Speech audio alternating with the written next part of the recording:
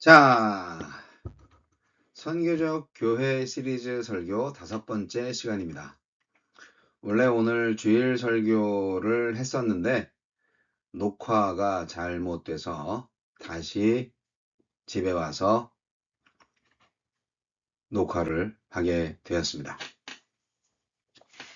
지난 5월 달에 주일 설교 시간에 선교적 교회에 관한 말씀을 4번 설교했는데요. 이제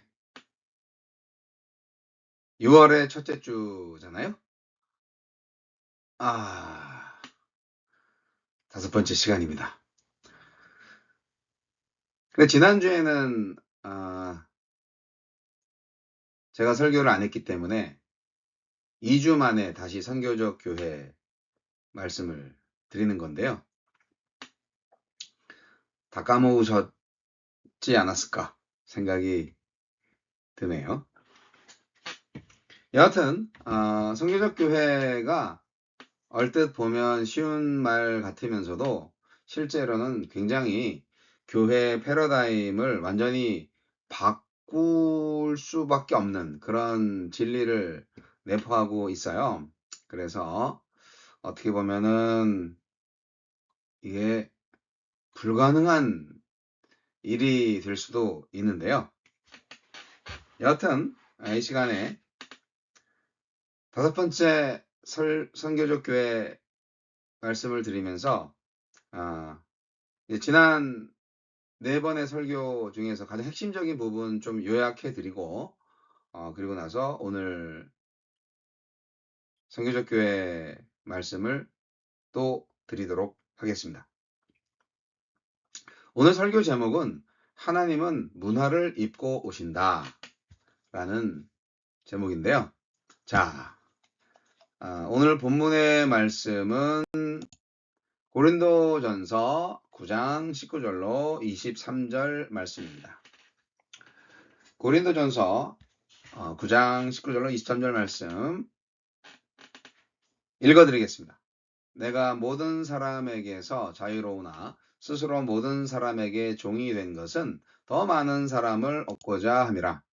유대인들에게 내가 유대인과 같이 된 것은 유대인들을 얻고자 함이요 율법 아래에 있는 자들에게는 내가 율법 아래에 있지 아니하나 율법 아래에 있는 자 같이 된 것은 율법 아래에 있는 자들을 얻고자 함이요 율법 없는 자에게는 내가 하나님께는 율법 없는 자가 아니요 도리어 그리스도의 율법 아래에 있는 자이나 율법 없는 자와 같이 된 것은 율법 없는 자들을 얻고자 함이라.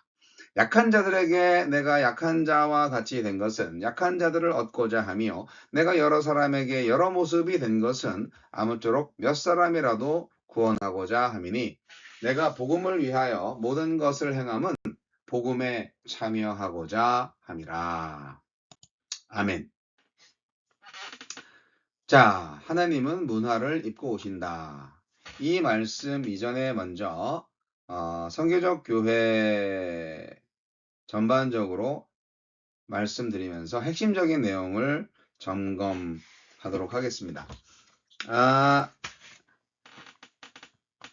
여러분, 선교지라고 하면 어디가 떠오르세요? 선교지.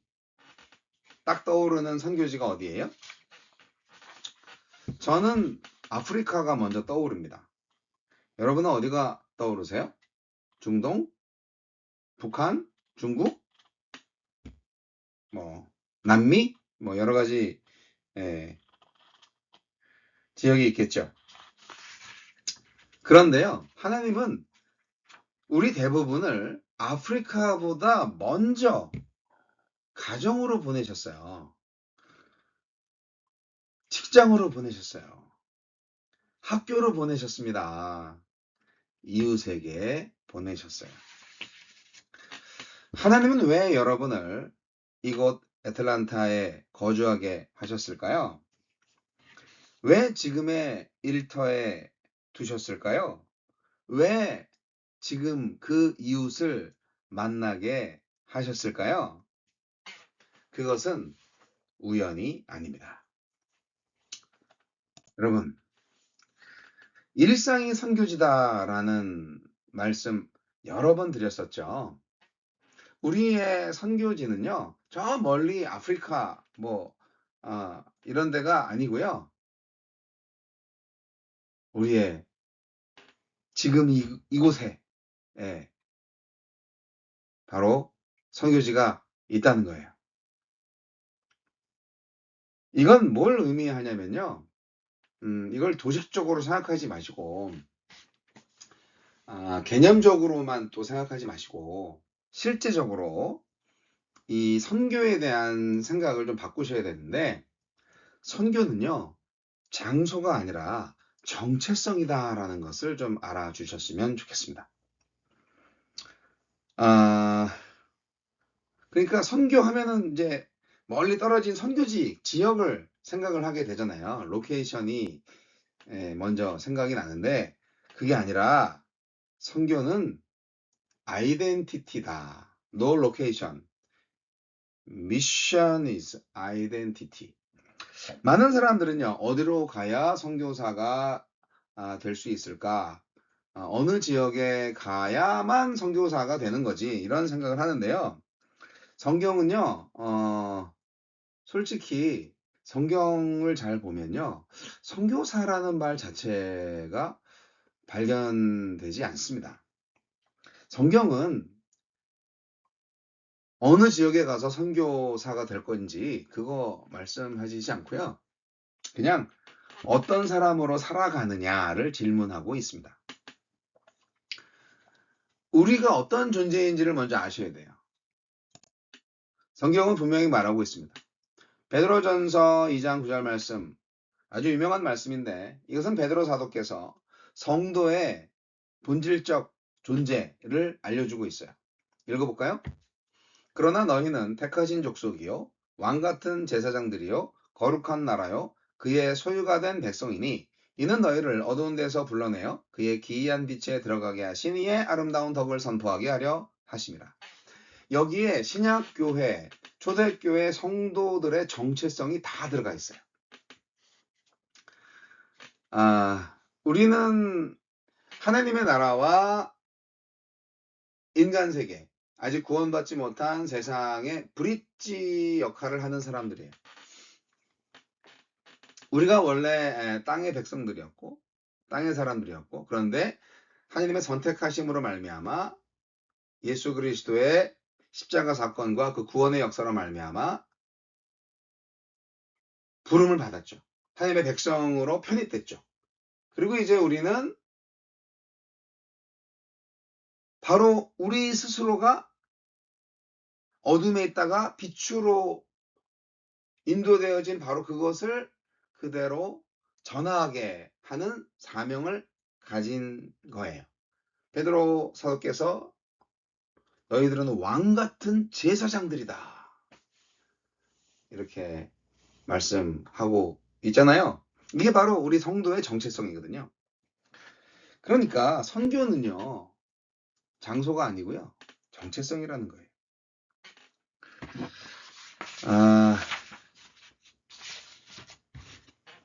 우리는 이미 보냄 받은 사람들입니다. 선교사는 직업이 아니에요. 선교사는 정체성입니다. 특별한 사람이 아닙니다. 선교사는. 선교사는 모든 성도예요. 보냄 받은 사람입니다. 초대교회는요, 삶으로 복음을 전했어요. 좀 헷갈리시죠? 아니, 사도들이 말씀을 전하지 않았나? 설교하고 말씀 전하고 그러지 않았나? 잘 생각을 해보세요. 초대교회는 광고도 없었고 건물도 없었습니다. 그러나 세상을 변화시켰습니다. 왜? 어떻게? 네, 그들의 삶이 달랐기 때문입니다. 사도행전 2장을 살펴보면 초대교회는 어땠어요? 함께 먹고 함께 살고 함께 섬기며 살았습니다. 사람들은 복음을 보기 전에 교회를 보았습니다. 복음은 설명되기 전에 보여져야 합니다. 보충하면요. 복음은 선포되고 나서 증명되어야 합니다. 삶으로 말이죠. 많은 사람들이 처음에 말씀을 듣고 그 순간 또 하느님의 은혜가 막 쏟아져서 예수 믿겠다고 막 하고, 그래서 교회에 등록하고 매주 교회 나오고 뭐 등등 여러 가지 교회 생활이 시작이 되는데, 어느 시점에 가면은 뭐 예수님이 살아계신지 뭐 그건 잘 모르겠고, 뭐 좋은 사람, 좋은 분인 것 같은데 하나님이 계신지 지금은 잘 모르겠고, 여하튼 나는 교회 사람들이 꼴 보기 싫어서 나 교회 안 가. 이런 분들이 꽤 많아지지 않았나요? 우리는 말씀과 삶이 일치되지 않는 거를 너무 당연하게 생각을 해요. 말씀대로 살지 않는 사람들은 구원받지 못한 사람일 가능성이 굉장히 높습니다. 뭐 이렇게 좀 너무 위험하게 말하면 또 제가 이단 소리를 들을 수 있는데, 믿음은요, 사실을 인정하는 것이 믿음이 아니에요. 믿음은 순종의 결단과 실천이 포함되어 있습니다. 그렇지 않으면 우리의 고백은 거짓말이거든요. 네. 자, 여러분, 초대교회는요, 파워풀했어요. 초대교회는요, 삶으로 보여줬어요. 복음으로 말이죠. 그 복음은 결국 사랑이에요. 함께 살아냈고요. 그래서 세상을 변화시켰습니다. 우리의 선교지는 어디입니까? 목사뿐만이 아니라 모든 성도에게 선교지가 다 있어요. 어디예요? 가정이죠. 직장이죠. 학교죠. 커피숍이에요. 체육관이 될 수도 있고 공원이 될 수도 있고요. 동네, 우리의 이웃과의 만남의 장소, 공간이에요. 하느님은 저와 여러분을 이미 파송하신 거예요. 지금 있는 자리에 파송된 거예요. 선교적 교회의 목표는 교회가 사람들을 모으는 데서 끝나지 않고 성도들을 세상으로 보내는 데에 있다 하는 것을 깨달을 필요가 있습니다. 우리가 공예배를 마치면 이제 밖으로 나가잖아요. 그러면 그게 예배가 끝난 게 아니에요. 교회 문을 나서는 순간 또 다른, 또 새로운 예배가 시작되는 거죠. 그러니까 삶의 예배로 이어지는 거죠. 교회 안에서의 그 공예배는요, 그 예배의 시작점인 거예요.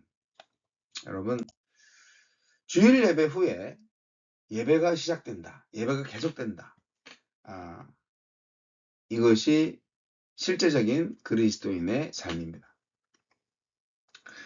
우리는 종종 선교를 해야 된다라고 생각을 합니다. 그러나 미셔널 처치는 말합니다. 선교적 교회는 말합니다. 당신은 이미 선교사라고요. 하나님은 저와 여러분을 아프리카보다 먼저 가정으로 보내셨고요. 직장으로 보내셨고요. 이웃으로 보내셨어요. 복음은 멀리 있는 사람들한테만 필요한 것이 아닙니다. 복음은 오늘 내가 만나는 그 사람들에게 필요한 것입니다. 따라서 선교는 교회의 프로그램이 아니라 교회의 삶입니다. 자, 이게 이제 지난 시간까지 선교적 교회에 대해서 여러 가지로 설명한 것 중에 좀 핵심적인 내용이라고 생각하는 것을 정리한 것입니다. 오늘 서론이 너무 길었고요. 이제 오늘 본론의 말씀을 드리겠습니다. 오늘 설교 제목은 하나님은 문화를 입고 오신다라는 것인데, 이것은 어떻게 보면은 하나님의 선교를 먼저 전제하고 있는 거예요. 하나님의 선교. 네. 하나님이 오신다는, 하나님이 보내신다는 거죠. 하느님이 보내셨죠. 누구를? 선교사 예수님을요. 그런데 어떻게 오셨냐? 하느님은 문화를 입고 오셨다라는 것을 깨달을 필요가 있습니다. 선교적 교회의 아주 핵심적인 부분은 이렇게 하느님의 선교 미시오 데이가 시작이 됐고, 그리고 이것은 바로 성육신으로 연결되고 진행되어졌으며, 이것은 메시아적 영성으로 표현되고 완성되었고, 또한 사도적 리더십으로 전달되어져서 전파되었다, 확대되었다, 재생산되었다, 복제되었다, 그렇게 말할 수가 있습니다. 선교적 교회에 대한 핵심적인 요소가 이 새로운 교회가 온다라는 책, 마이클 프로스트와 엘렌 허쉬가 주장했던 핵심적인 요소가 바로 이거예요. 하느님의 선교, 성육신, 메시아적 영성, 사도적 리더십이 우리 선교적 교회의 아주 큰 기둥들인데요. 자, 요걸 간단하게 다시 한번 하나씩 살펴보고 하느님의 선교에 대해서 생각을 해 보겠습니다. 여러분, 선교는요, 교회가 시작한 것이 아니에요. 하나님이 먼저 시작을 하셨어요. 우리는 종종 이렇게 생각하죠. 교회가 선교한다. 네. 그러나 성경은 반대로 말합니다. 하나님이 선교하시고 교회는 그 선교에 참여한다고요. 하나님의 선교. 그렇습니다. 여러분, 하나님은 보내시는 하나님입니다. 선교는요, 교회의 일이기 이전부터 하나님의 일이에요. 창세기부터 계시록까지 하나님은 잃어버린 사람들을 찾아오시는 하나님이셨어요. 아담을 찾아오셨고, 아브라함을 부르셨고, 이스라엘을 택하셨고, 선지자들을 보내셨고, 마침내 예수님을 보내셨습니다. 그래서 보내셨는데 그 보냄 받은 자가 바로 하나님 자신이고 인간이 되신 예수님이에요. 그래서 성육신인 거죠. 하나님은 왜 사람이 되셨나요? 우리가 많이 읽었던 요한복음 1장 14절 기억하시죠? 말씀이 육신이 되어 우리 가운데 거하시매. 말씀이 하나님이신데 그 말씀이 육신이 되었다. 사람이 되었다. 여기 정말 놀라운 사실이 있습니다. 하나님은 하늘에서 확성기를 사용하지 않으셨어요. 하나님은 사람이 되셨습니다. 왜일까요? 왜 예수님은 로마 황제로 오시지 않았을까요? 왜 예수님은 유대인으로 태어나셨나요?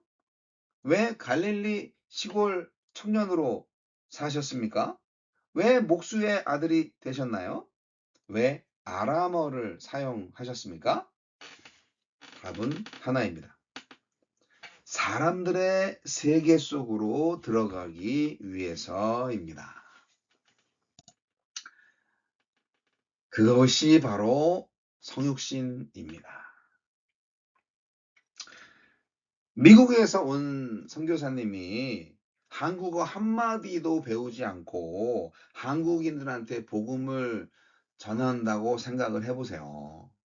얼마나 어렵겠습니까? 예수님은 하늘나라 하나님의 언어로만 말씀하지 않으셨습니다. 사람들의 언어를 사용하셨어요. 그것이 성육신입니다.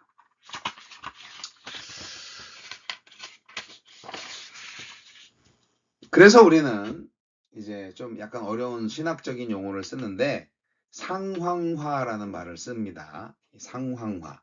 예수님의 상황화 사역을 우리가 알아야 됩니다. 예수님은요, 하나님 나라를 설명할 때요, 신학 강의를 하지 않으셨어요. 어부들에게는요, 사람을 낚는 어부가 되게 해줄게. 그런 얘기를 하셨고요. 농부들한테는요, 씨 뿌리는 비유를 말씀하셨어요. 목자들한테는 이른 양 비유를 설명하셨고, 주부들에게는 누룩 이야기를 전하셨죠. 포도원 농부들에게는 당연히 포도원 비유를 이야기하셨습니다. 이렇게 예수님은 사람들이 이해할 수 있는 언어로 하나님의 나라를 설명하셨습니다. 오늘날 정말 많은 목사님들이, 많은 전도자들이 너무 어려운 말로 복음을 전하고 있지는 않은가 생각을 해볼 필요가 있습니다. 그러나 예수님은요, 상황화 사역을 한다고 하시면서 그 상황을 그대로 인정하고 넘어가지만은 않으셨어요. 현 문화에 적응만 하지는 않으셨어요. 적응하면 안 되죠. 이 세상 문화가 얼마나 타락한 문화인데. 예수님은 문화를 변화시키셨습니다. 그래서 이제 메시아적 영성이 폭발하는 거죠. 예수님은 어떻게 하셨습니까? 누구를 만났습니까? 네. 사마리아 여인 만나실 때 어땠습니까? 그래, 네가 남자가 5이나 있었지. 남편이 5이나 있었는데 지금 사는 남자도 네 남편이 아니지. 와, 처음 본 남자가 이렇게 자신의 허물을 들추고 막 폭로하니까 이게 얼마나 당황스러웠겠어요. 죄를 덮지 않으셨던 거예요, 예수님은. 그러면서 당신이 메시아임을 알리셨죠. 그 사마리아 여인은 예수를 믿었고 예수의 전도자가 되었습니다. 자, 삭개오의 경우에는 어때요? 예수님은 삭개오를 사랑하셨습니다. 그러나 회개를 요구하셨죠.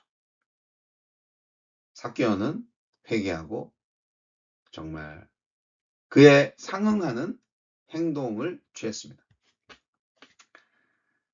예수님은 세리들과도 식사하셨습니다.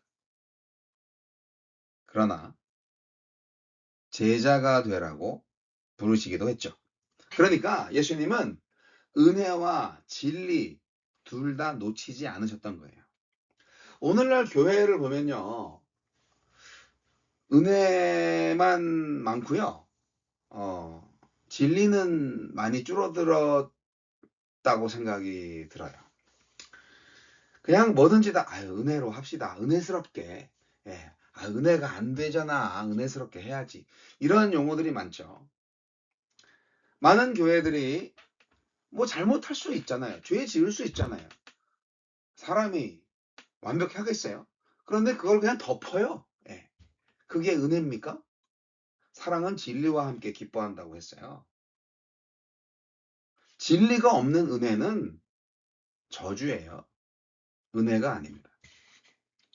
예수님은 은혜와 진리 둘 다 놓치지 않으셨습니다. 지구촌 교회는 선교적 교회로 가면서 은혜와 진리 두 가지 다 풍성한 교회가 되기를 소원합니다.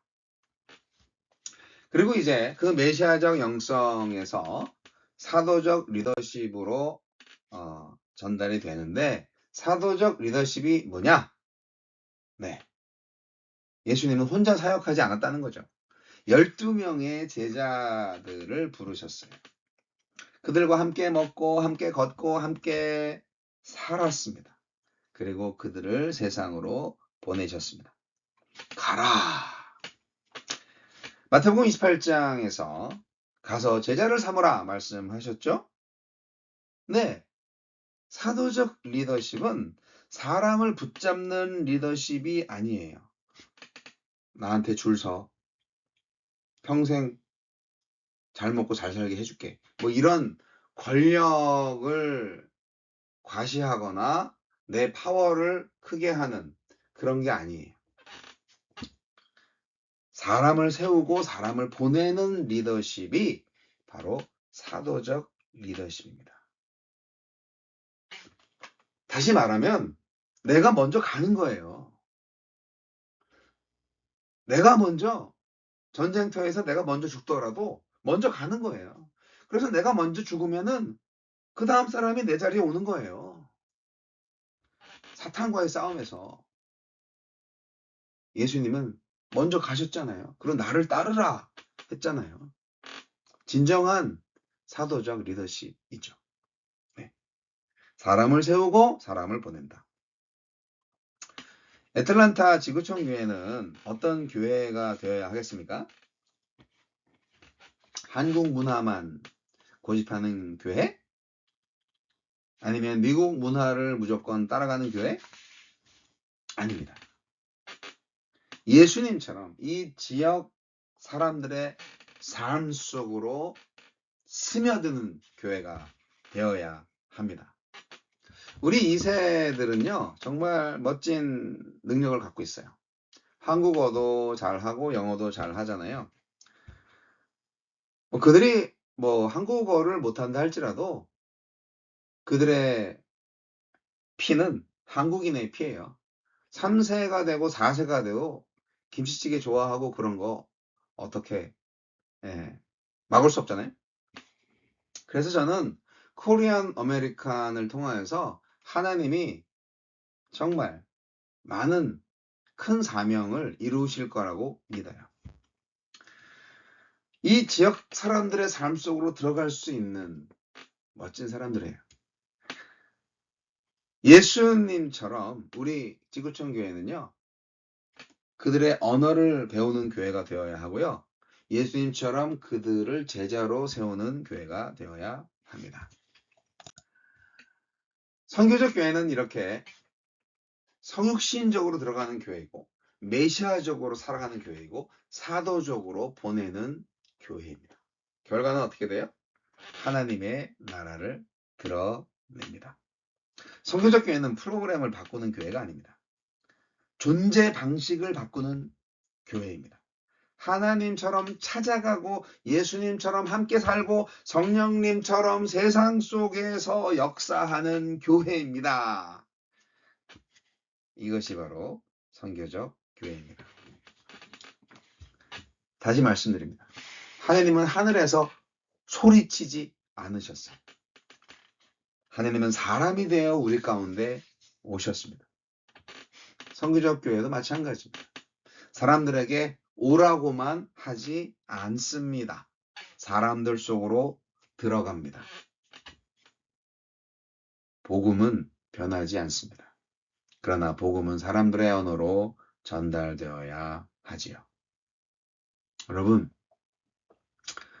이제 말씀을 마치겠습니다.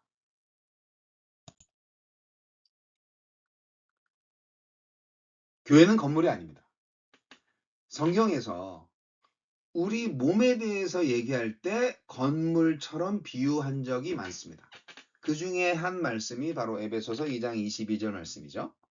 너희도 성령 안에서 하나님이 거하실 처소가 되기 위하여 그리스도 예수 안에서 함께 지어져 가느니라. 우리가 교회인 거예요. 우리가 성전인 거예요. 지어져 가라고 하잖아요. 예수님 안에서. 하나님이 거하실 처소가 되기 위하여. 하나님이 거룩하신 분인데 내 몸이 거룩하지 않으면 하나님이 거하실 수가 없잖아요. 죄가 덕지덕지 붙어있는 이 시궁창 같은 마음이 있는 내 몸이라면 거룩하신 하나님이 어떻게 거하시겠어요? 청소해야죠. 거룩으로 가꿔야죠. 죄 없이 예수의 피로 용서받고 깨끗하게 죄 용서받고 거룩해져야죠. 그렇게 되고 성령의 역사하심으로 익스테리어, 인테리어 다 하는 거죠. 그래서 예수 안에서 함께 지어져 간다. 이게 교회 아니에요, 이게. 건물이 아니라니까요. 사람이 교회인 거예요. 선교적 교회는 건물이 아닙니다. 선교적 교회는 사람입니다. 저와 여러분이 직장으로 갈 때 선교적 교회가 그 직장으로 가는 거예요. 우리가 학교에 갈 때 바로 선교적 교회가 학교로 가는 거예요. 식당에 갈 때도 선교적 교회가 가는 거예요. 커피숍에 갈 때도 교회가 가는 거예요. 교회는 건물이 아니라 하느님의 백성이 되기 때문이에요. 그래서 여러분이 이렇게 고백하시기를 바랍니다. 우리가 바로 선교적 교회다 라고요.